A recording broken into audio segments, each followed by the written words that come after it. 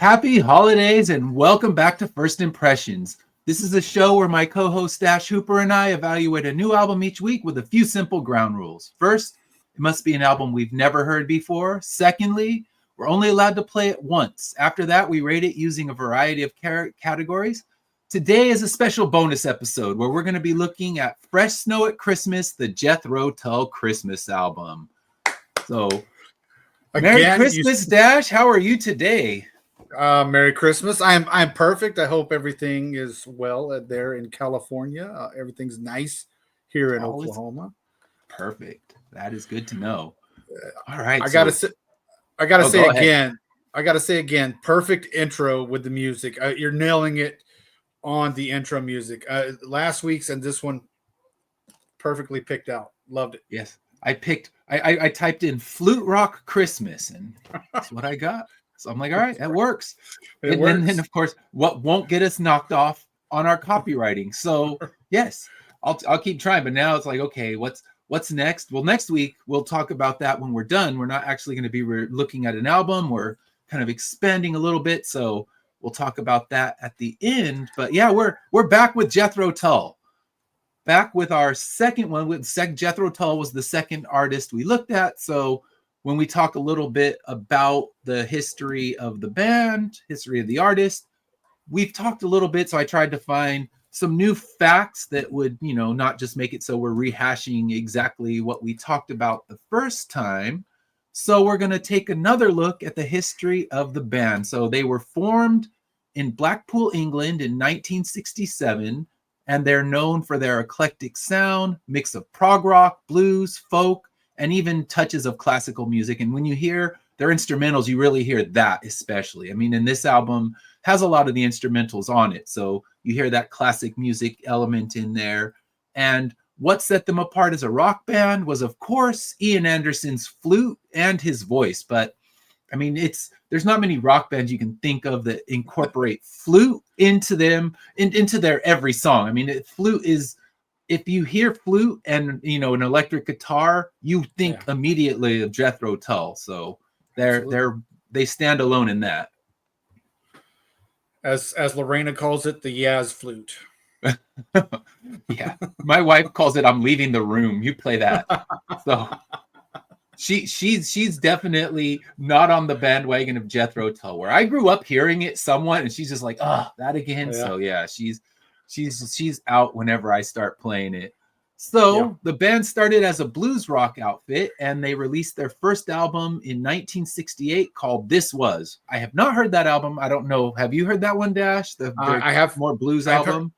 I've heard majority of their albums. It was the one that we did not too long ago, and this one right here for sure. Okay. So these are kind of the missing pieces in your Jethro Tull catalog knowledge. Yeah. So yeah, this one, it says it gives a glimpse of their root, and you can feel something different with them. And that's fully emerged in their second album, Stand Up, which came out in 1969. It shot to the top of the UK charts. And that's also when the guitarist Martin Barry joined the band. And that was their core group for a while. It wasn't until after the album Stormwatch that we looked at. That's when the core band that started in 69, that's when they broke up. So they lasted quite a while, and that's when they started to lose members. One of the members actually passed away, and then other members started to leave, and they're still out there doing things. I mean, they recorded an album in 2022, so they're still recording music. This album that we're looking at today, there's both of us got the remaster version, but it's not the original one. That's correct. So their big album that came out in 1979 was Aqualung. That was definitely my first introduction to them when I was a kid. That's the one that my dad would have been playing when I was younger. That's the one that has, the songs from the radio that you would know. And that one was also their biggest selling album, which sold 7 million copies.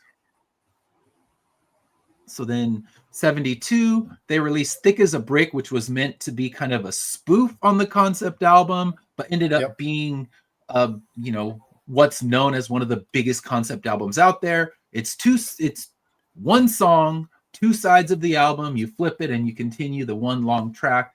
and what he thought was going to be a joke ended up becoming a landmark prog rock album. So the joke was on him. He ended up releasing one of his greatest albums. Yeah, one of his greatest albums, one of the greatest, concept and prog rock albums, all meant to be a joke. So I guess in the end it worked out because it was one of their highest selling albums as well. So besides Thick as a Brick. So over the years, they've sold over 60 million albums. So they have been, a huge selling force. I'm sure their greatest sales definitely happened in the 70s when you had Thick as a Brick and you had Aqualung, which were their two biggest selling albums. But they sell well in England because England generally sells very strong for their artists, and they also sell well in the US. In 1989, they won Grammy for Best Hard Rock and Metal Performance, which is something still kind of laughed at today because they beat out Metallica.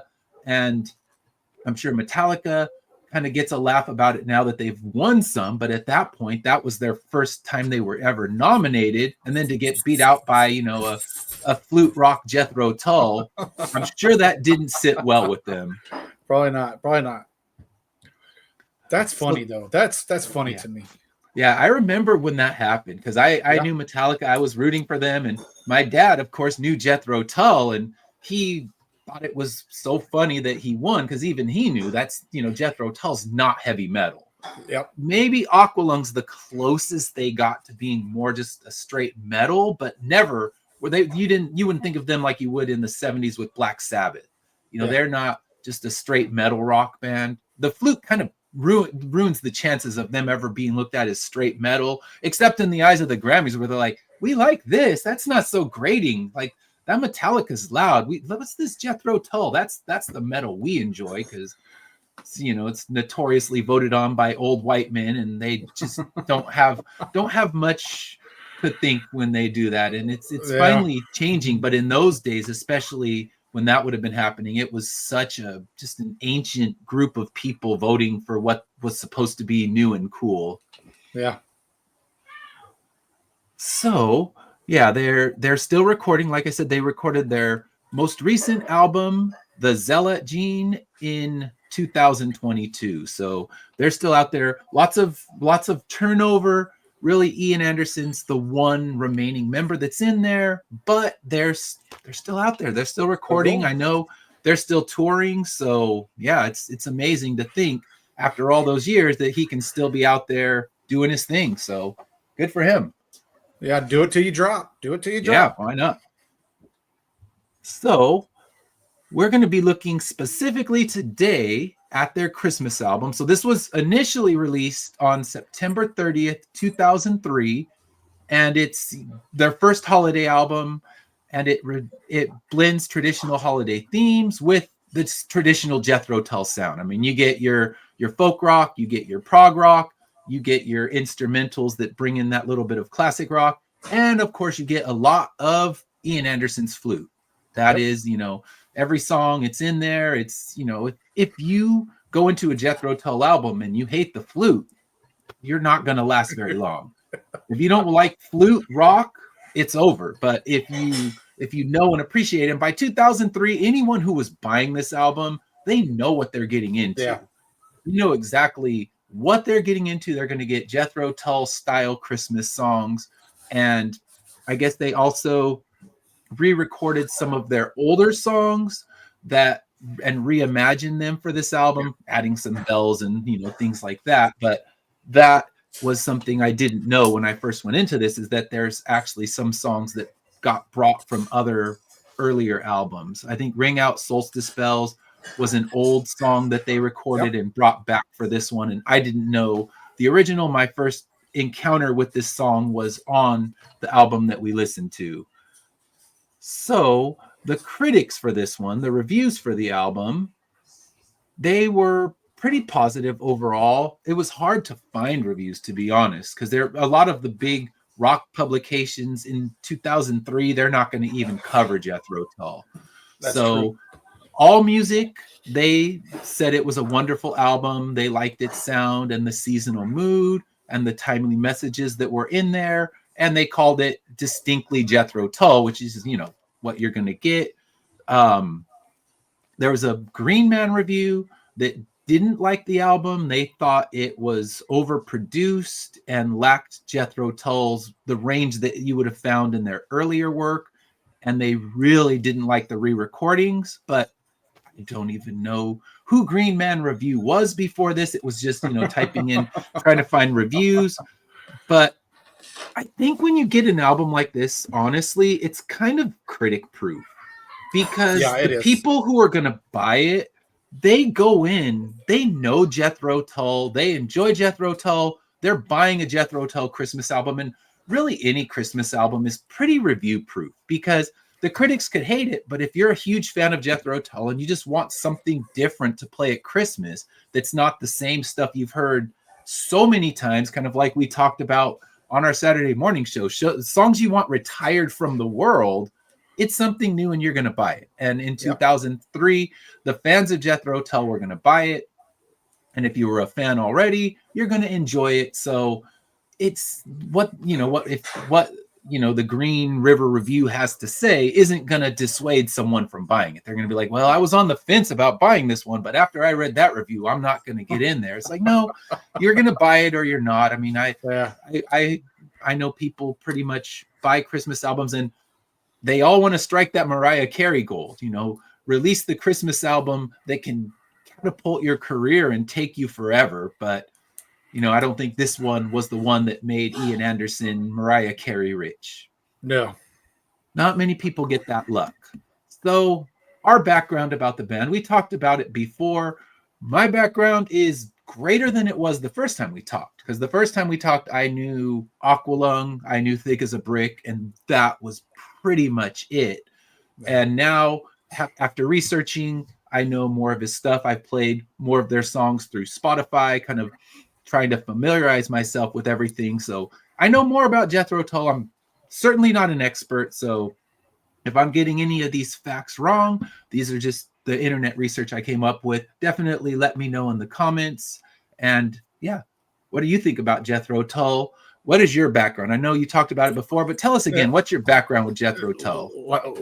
Just like I said, my this was one of my brother's favorites, and this is what I grew up on in our home, just listening to Jethro Tull. And when we started this program, it was shocked that I had never heard Stormwatch, and then so that one was the one that we added. And then to come while we're doing research for Stormwatch, come to find out they had a Christmas album neither one of us were aware of. So, I mean, my background, like I love Jethro Tull. I like the flute. I'm probably, as long as you're a Tull fan, you like the flute. So maybe in the minority, I don't know, but I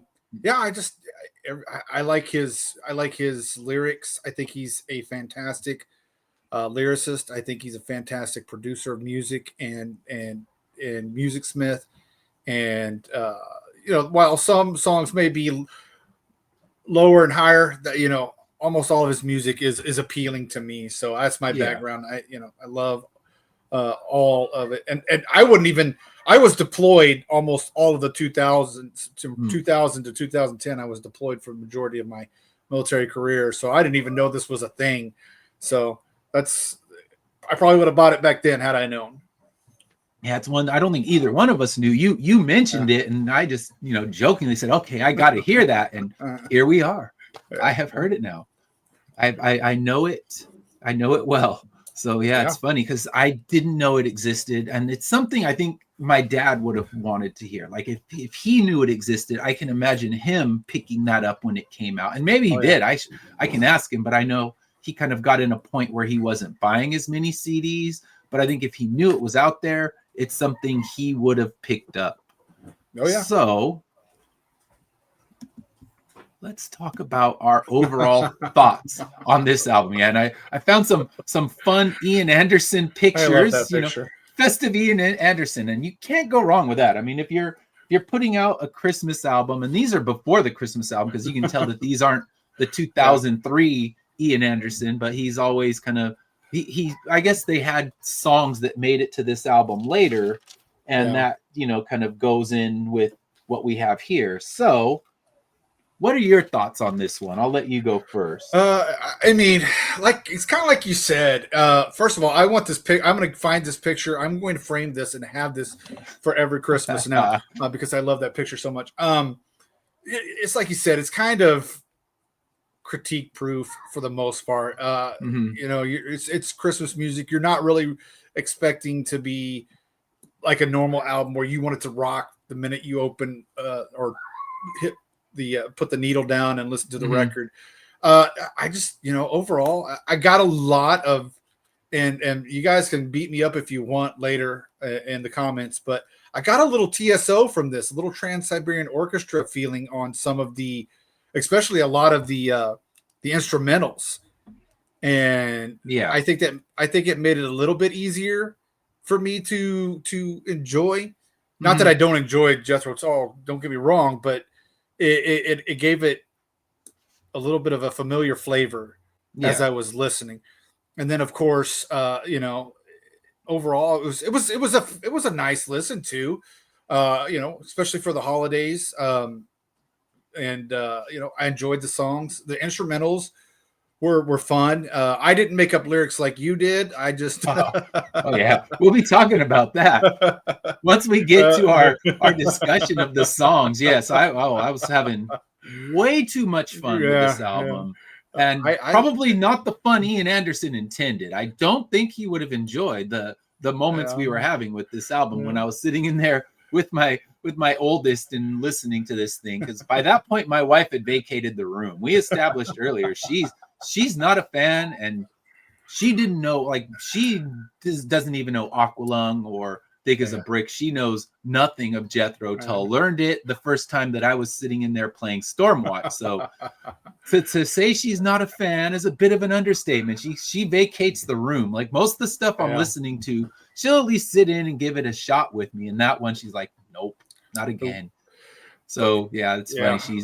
She's not the fan. But for me, I appreciate him. I am not a big flute guy, but it's not a deal breaker. It's not something you know, if I hear it, I'm just out. But it's not one of my favorite instruments in rock. And I mean, it's a prerequisite. If you hate the flute, you will hate Jethro Tull. It's simple as that. I don't hate it, so you know, I find songs that I like. But this one, I found it was at some points very loosely a Christmas album. It was almost just more like solstice winter. And it even talked about that in the notes inside the album. And you open the album up, he says, you know, it's more of an album for everyone, for all religions. It's not specifically put into one place. And sometimes the songs I found were a bit too somber and depressing. And we talked about that in our Saturday morning. Like, I don't generally want my Christmas songs to be downers. I don't need to think Christmas sucks and life is sad, because we get enough of that in the real world. You know, just make me happy on my Christmas songs. But what I found was the instrumentals were what worked the best for me. And when we talk about our favorite songs later on, I found that the instrumentals hit the hardest because they felt the most Christmas all the way through. Like what you want from a Christmas song. And, you know, in no insult to him, they're the kind of music I imagine as I'm walking through, you know, a shopping mall, or I'm walking into the grocery store and they're playing the PA and there's Christmas music blasting out. Those songs would fit right in. And that's not trying to say, well, they're terrible. They're just, you know, move them to the grocery store, but they're going to be playing a bunch of Christmas music anyway. And these songs would just work perfectly well blasting out of the PA, because they feel festive and good. Where some of these somber Christmas songs, no one wants to hear that when they're out looking for Christmas gifts. So, you know, it was kind of a little bit like a hit and miss. Some of the songs were a bit too somber for my tastes, and I don't need that in my Christmas songs, but some I thought worked well. So it's a mixed bag album for me, but I find really this goes true for any one artist Christmas album, because my favorite kind of Christmas album is more like the mixtape style, where you get a variety of different artists all performing different songs. That's the Christmas album that I really will go back to multiple times, where it's one artist doing the entire album.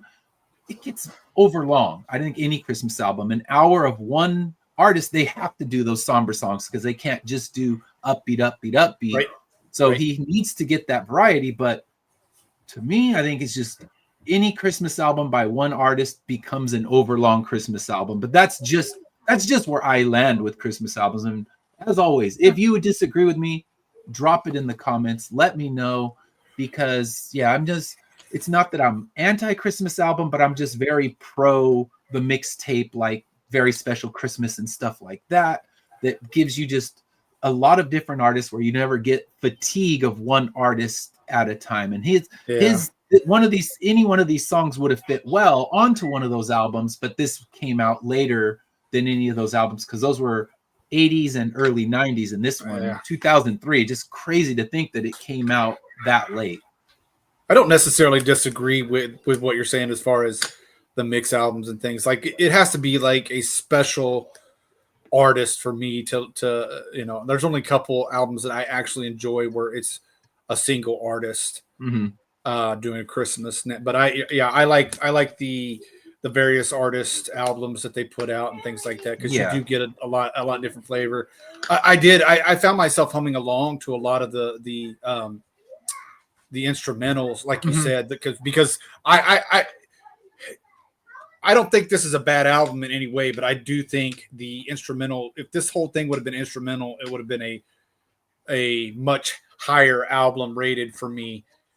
Because and I say that because I think the flute really fit with this music. I think it added that extra flavor with the flute did on this one. But I don't disagree with you. I think that's a pretty good, I think, and probably majority of people might probably agree with you too as well, that it is when you have the various artists, it probably breaks it up a little bit. And I just think about the 4 discs. Like, could I actually make it through 4 CDs of Jethro Tull Christmas? I mean, there's live tracks, there's different mixes, but in the end, do I really care that they added more sleigh bells to a song enough to play this album 4 times through?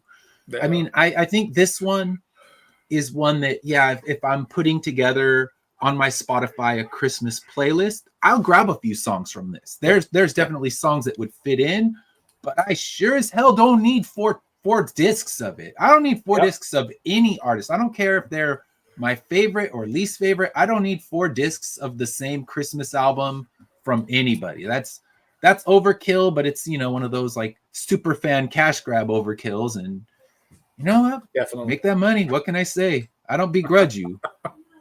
Someone wants to buy a 4 volume version of issue 1 of my comic book with different shit, I will sell it to you. Sell it, Tell me if you want it. Drop it in the comments. Immortal Era special edition, 4 books of the same thing, and I'll read it live for you. Whatever you want, I'm here to sell it. But I mean, what are you gonna do? Because people. Well, now you sold me when you said you're going to read it. You sold me. I might have to buy that now. Go ahead and get it done. See, I'll read it aloud. There's my live version. I'll give you the non-colored version, and you can get it all. And it's the same kind of thing he's doing. Like, here's the original mix. Here's the new mix. Here's the live version.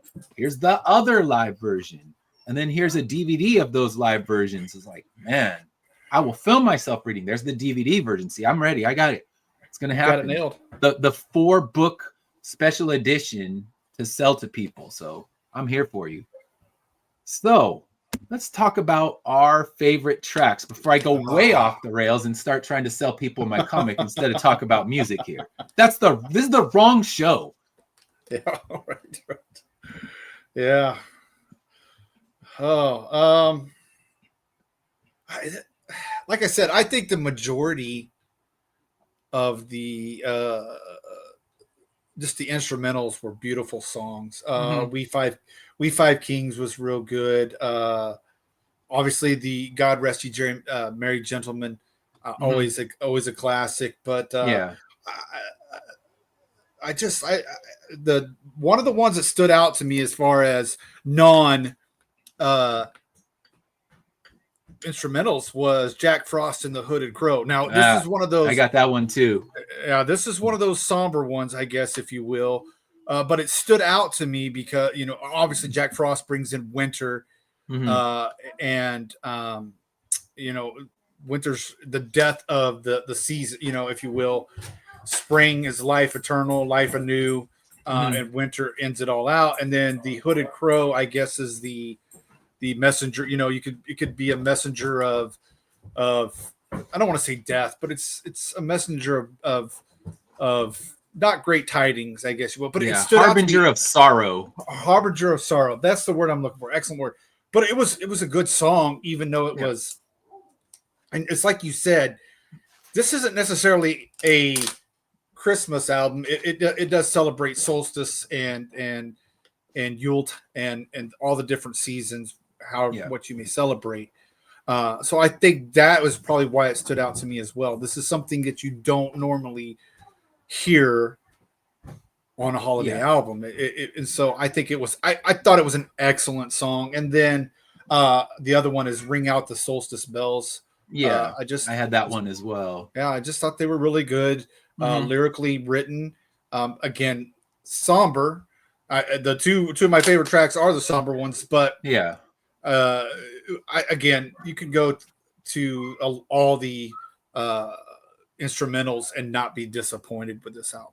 Yeah, and I that's what he needs to put out, the version that's only the instrumentals, because we've talked about it over and over again. It's a pain to skip on a vinyl album, and there's tracks that I would absolutely skip on this one, where a CD, bundle, if you're going to sell 4 discs, like, here's your disc of just instrumentals, and I'm fine. I'm not saying I'm buying that because I got Spotify. I'll just cheat and build a playlist that way. But yeah, I liked Jack Frost and the Hooded Crow, and honestly, I saw the title, I was like, yes, this is it. This is the medieval flute jam Christmas rock that I need in my life. And I was having a good time because I was sitting there. Like I said, my wife had vacated the room, but my oldest child was in there, and we were just having a good time. I'm like, yes, it is about to get epic, and it's going to get fluty, and there's going to be that medieval vibe. And I mean, it's kind of, when you hear that song, that's what you would expect from Jethro Tull Christmas. I mean, when you hear it, it rings that way, and it's got that ominous tone to it, but it's the ominous coming of winter. And I mean, I enjoyed it, but I have to talk about Holly Harold. This song, this is like, I called it the Leprechaun Pirate Jam. That is a very good description of it. And I started hearing this, and all of a sudden, in a pirate voice, I'm making up lyrics to this song the whole way through. Now, I don't remember anything I wrote, but I was having the best time. Oh, man, we were just bobbing along in the living room, doing a Leprechaun Pirate Jam, and it definitely was a sea shanty. Definitely a sea shanty. Yeah. Yeah, I'm like, all right, I'm now on a pirate ship. I'm a leprechaun in a pirate ship.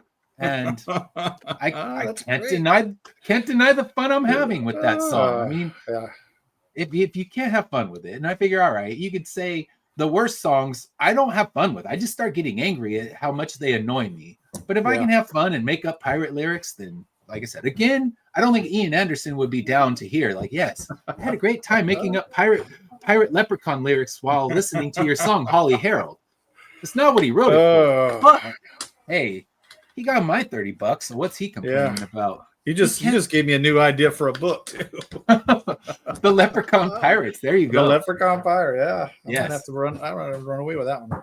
Yeah. See, and I took an idea from a podcast that I was on, this Karen podcast, and I'm turning that into a whole book. So there you go. Inspiration comes at the weirdest times. Yes. Leprechaun Pirate Jam inspiration. So I also had the Ring Out the Solstice Bells ones. I thought it seasonally fits, and I didn't know that it was a re-recording of an older song, but it makes sense because that one could be an album track minus the Christmas spells that they added in to make it more Christmas, but it's not a Christmas song necessarily. It's just a solstice song that would fit on any album that he's released. So I'm with you as well. I enjoyed all the instrumentals. I talked about God Rest Ye Merry Gentlemen.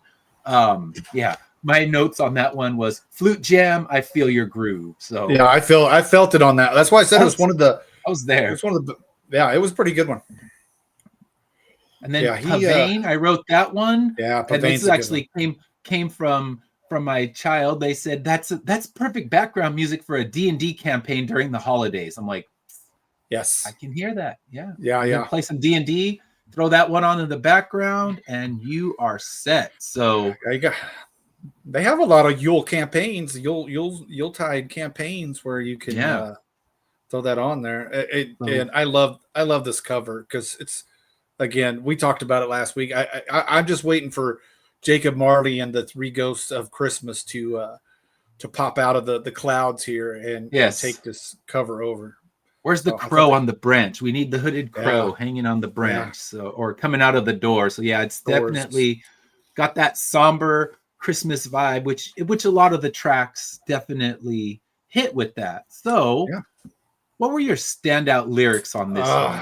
Again, I'm gonna go back to, let me pull up my notes. Yeah, pull up my notes. Like I said, I liked the Hooded Crow, Jack Frost and the Hooded Crow. And I mean, just as you start out through the long December nights, we talk in words of rain or snow, while you through chattering teeth reply and curse us as you go. I mean, so you're already getting the vibe that Jack Frost is coming, that the season is changing.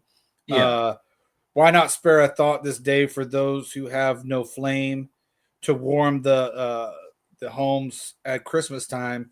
Say Jack Frost and the Hooded Crow. So even though it's somber, I think there's still, it's got enough positivity hiding in there. Where unlike when we get to my skips, there's one.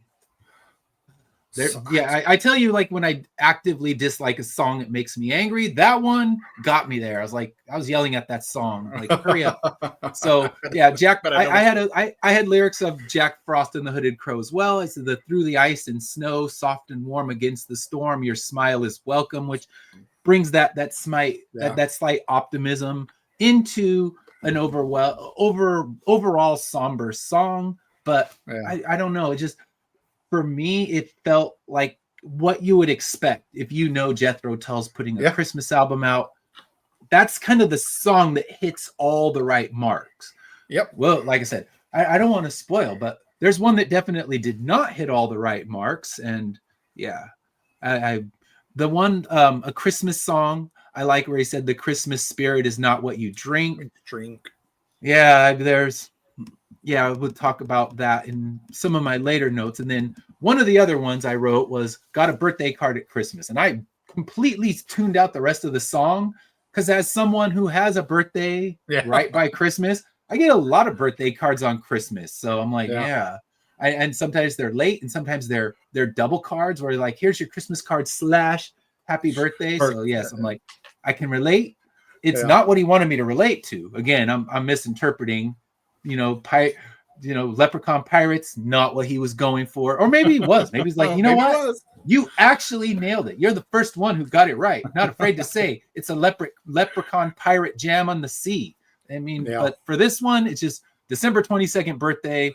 This one, always get a Christmas card at birthday. Sometimes you don't even get a birthday card. You get the Christmas card. And then later on, they're like, oh yeah, by the way, happy birthday. So I never got past the first lyric, quite honestly, because I know then it turns into a proper Christmas song, but I guess I ignored that part. So sorry.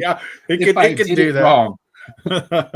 Again, my apologies to Ian Anderson for misinterpreting your songs. If I am. And my other standout one was, like I said, the Solstice song. I just you nailed it. It's very medieval, very. But I just joined together, neath the mistletoe, by the holly oak where on it grows. 7 druids dancing the 7th time, sing the song, the bells call, loudly chiming. It's not like they're not like lyrics that hit you, but you're just like you know what he's singing about. You feel it. You know, this is you want that medieval, and that's what you expect from like you said, that's what you expect from Jethro Tull, is the old England, the old, we get it through almost every album we listen to. Yeah. Is old English, and I just thought, man, that's a cool way. It's not your normal holiday song. So I just thought, man, only Jethro Tull could get away with singing about druids, and it be mean something. I don't know. I'm not. There might be songs out there to sing about druids. I just may have missed them, but I just thought it was I thought it was well done. I like the lyrics of that. I like the entire song. The lyrics. I like the old, the medieval feeling to it, and so this is great. It was a good song.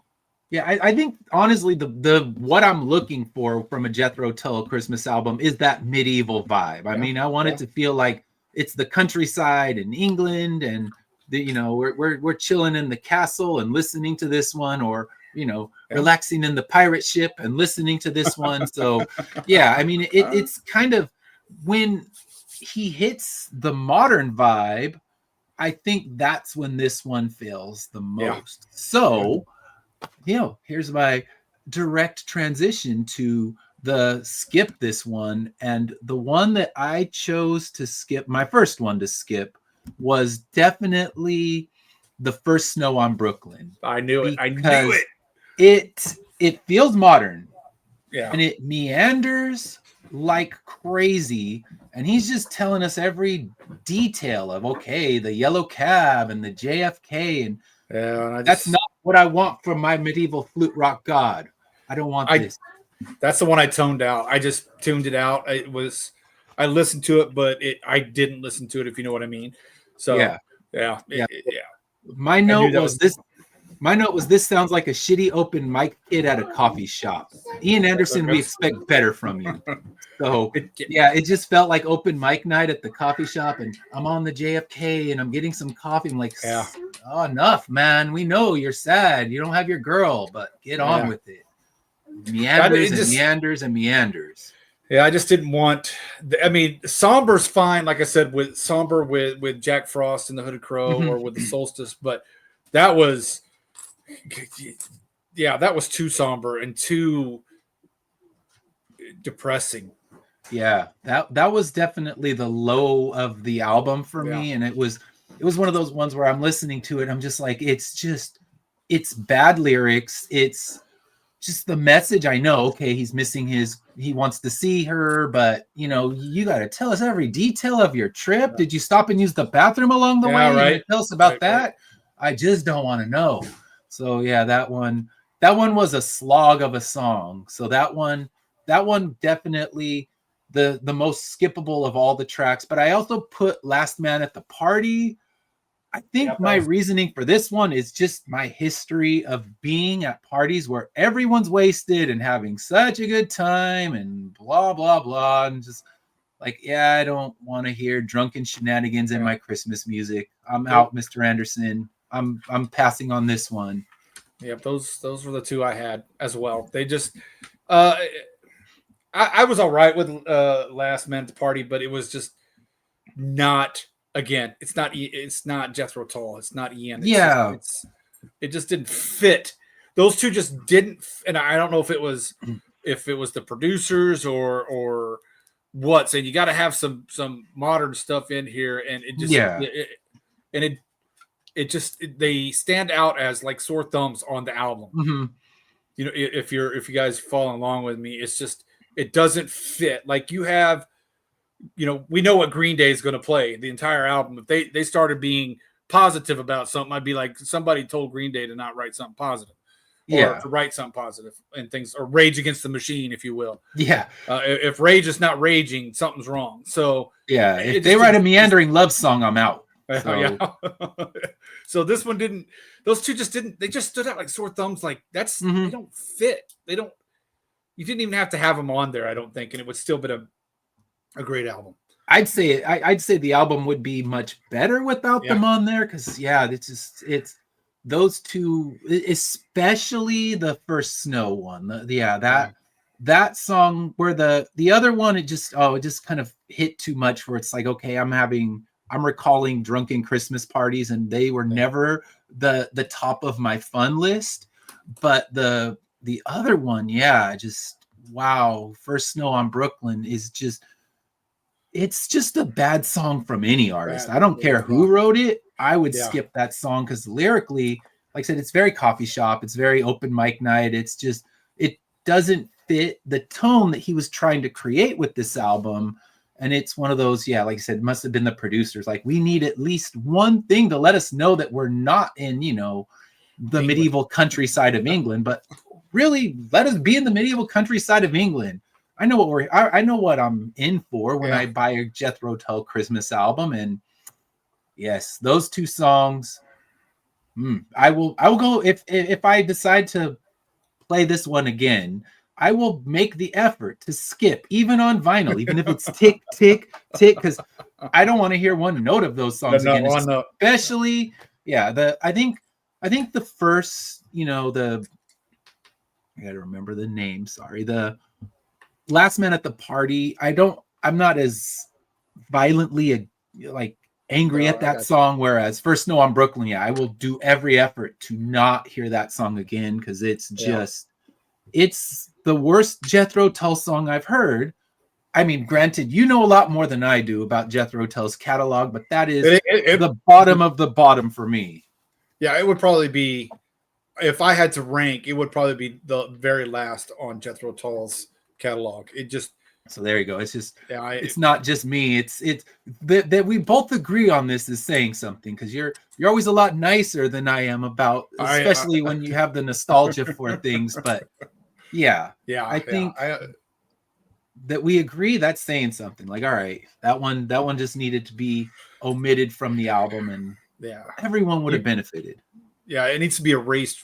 This is that one when we did our Christmas show a couple weeks ago.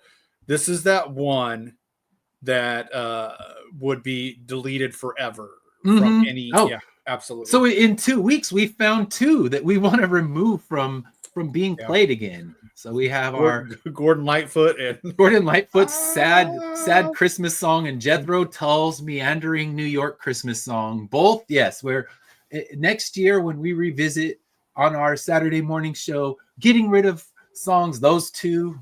They've made the list. Yeah, that whoever thinks Christmas Shoes is too depressing, you haven't heard these ones. You haven't heard. We got your awful Christmas right here. Yeah. So now let's decide: is this album naughty or nice? Are we keeping this one on the naughty list, or are we putting this one on the nice list? So what do you think? I'm keeping it on the nice list because if there had been a few more skippable tracks, it would definitely go into the naughty. I can, you got 15, 16 songs on two albums, and so you have 14 really good songs that you can go to, and two that are. So I will say with that, I will keep it on the nice list because again, you can. If you're listening to it on vinyl, you can move that. You can move it. When it's coming up, and if you're on a CD, you can hit skip. So. Plus, again, the instrumentals. If you're a creator, or like your daughter said, playing D&D or tabletop games, these instrumentals are perfect for a one shot of a Christmas or a Yuletide game. And if you're writing a Christmas story on your laptop, these are great. There you go. Instrumentals. These are great instrumentals to put you in the mood to write. So I'll keep it on the nice list this time. Yeah, the instrumentals deserve to be played in the public. We should be hearing these over the PAs. The fact that we're not, it's like, come on, grocery stores, you're playing the same songs over and over again. Let's have a chance with these ones because they deserve that play. So for me, I'm gonna put it on the nice list as well. First Snow on Brooklyn, you're getting all the coal. That song is on the naughty list, the naughtiest of lists. We're removing you from ever being played again list. But the rest of the album, it is what it's supposed to be. I mean, and any Christmas album by one artist becomes a bit too much for me. That's just my feeling. But does this album work with what it's supposed to be? And it absolutely does. It is a perfect Christmas album for a Jethro Tull fan. You get everything that you would want from a Jethro Tull album. with Christmas songs, with more solstice-y, the countryside of England feel and vibe, and it works for what it is. And Yeah.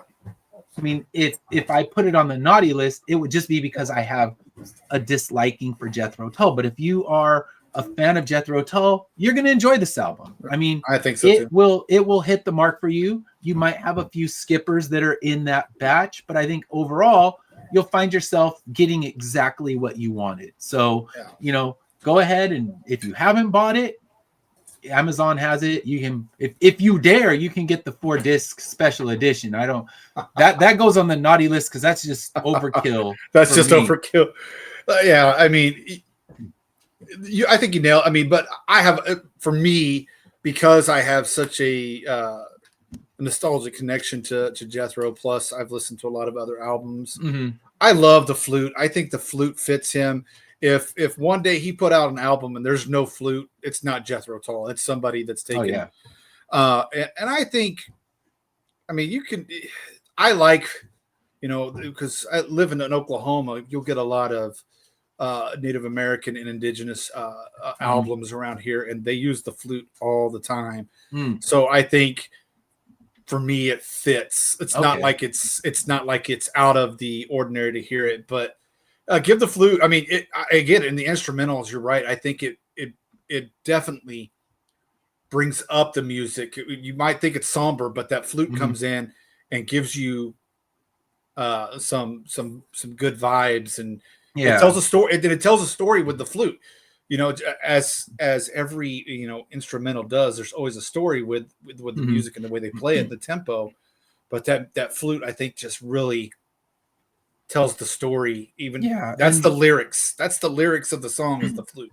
And that's his signature. So honestly, like you said, Jethro Tull without the flute, that would be the outrage to his fans. If he decided like, hey, my next album, I'm going to, redeem myself for robbing Metallica that year, and I'm going to release a proper metal album with no flute, then it's not only Metallica fans that are going to hate him, he'll piss off his own fans. Yeah, he will. Yeah. So Ian Anderson and flute, they have to go together. Jethro Tull needs to have the flute, and this album, I'd say it's, it works 80% of the time for what you're expecting. You get what you paid for, and no surprises. You get a couple mediocre tracks, but we're also talking, this is a late career release, and for a band that's been around this long to release something even functionally listenable is a victory, because so many artists that have been around as long as he has, they're just they're releasing terrible albums. Now, I have not listened to his 2022 album.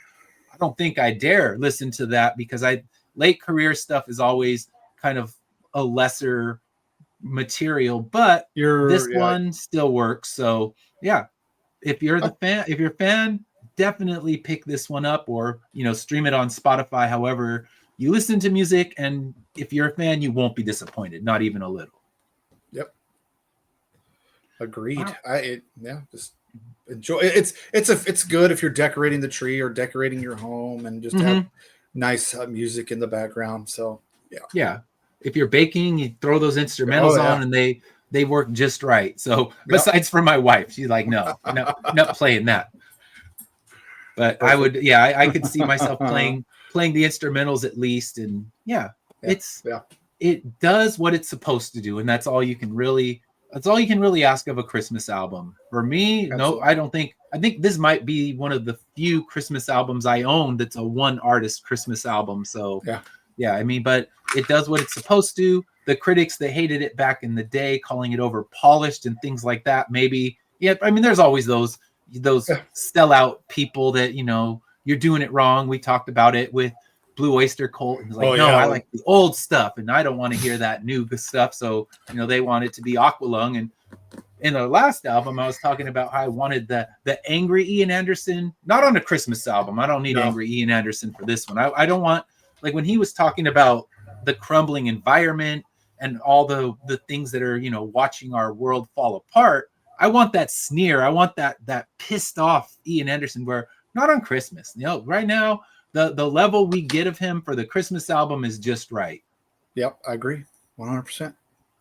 All right. So next week, another pre-recorded show because next week will be New Year's Eve, I believe. So we're going to be doing not an album next week, but we're going to be talking about our favorite albums that came out in 2024. So best albums of the year, best tracks of the year. We might be revisiting a few of the albums that we've talked about on this show. So definitely tune in next week, same time, Wednesday at 9 Eastern, and it'll be dropping on YouTube, and then the link will be on Facebook. If you've been watching us on Facebook, you can follow the link there and check out our show next week. And until then, Merry Christmas and have a great holiday season.